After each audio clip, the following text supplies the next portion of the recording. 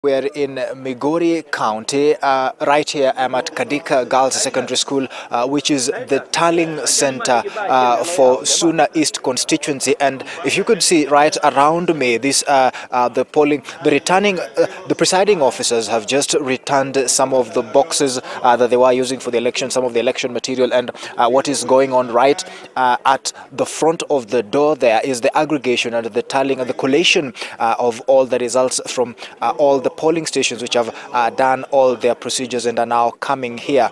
There are some far-flung places here in the Suna East constituency which have not yet brought their results here. The ones which have been announced inside at from about 34 polling stations here in this constituency. But remember, this particular constituency has about 97, so it is still a long way for them to know who will be their next MP. Remember, one of those high-profile individuals who is defending their Member of Parliament seat in this particular constituency is ODM's Director of Political Affairs, Junet Mohammed.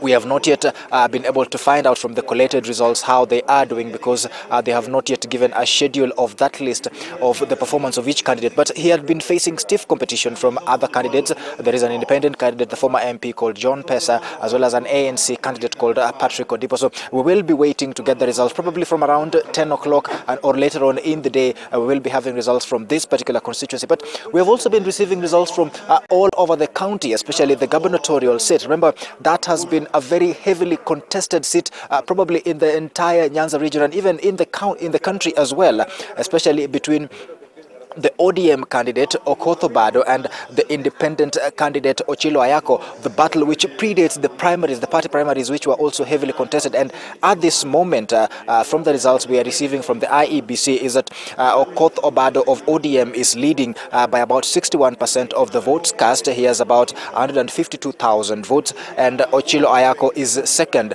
with 36% of the votes, and he has about 88,000 votes. Remember, this is just about from 650 polling stations out of the 826, so about 150 200 polling stations yet to go. But we've also been covering the entire southern Nyanza region. We've also been covering Homa Bay and Kisii, and in all these places ODM appears to be doing better. ODM appears to be doing very well, though, particularly in Homa Bay. The independent candidate was doing much better than probably all the other independent candidates in the region. He is closely trailing the incumbent, the ODM governor, by about 47% of the vote. The incumbent, that is Cyprian Awiti, has 52% of the vote, with 802 polling stations already counted. So those are the details at the moment. In Kisii as well, the incumbent James Ongwae of ODM is also leading the Jubilee candidate Chris Obure. In the Senate seat as well,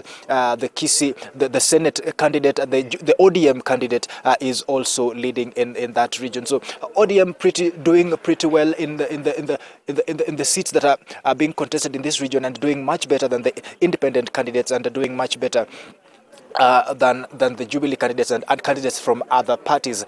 We are expecting that this process will be complete probably at around 10 o'clock. Then maybe in the afternoon, that is when we'll now be expecting results, formal results being announced for the other seats being contested in this region. That is the gubernatorial results, as well as the Senate and the woman representative from the main county tallying center. So from here, we will be heading much later on in the afternoon to the county tallying center here in Migori, which is at the Migori Teachers Training College. Dibal.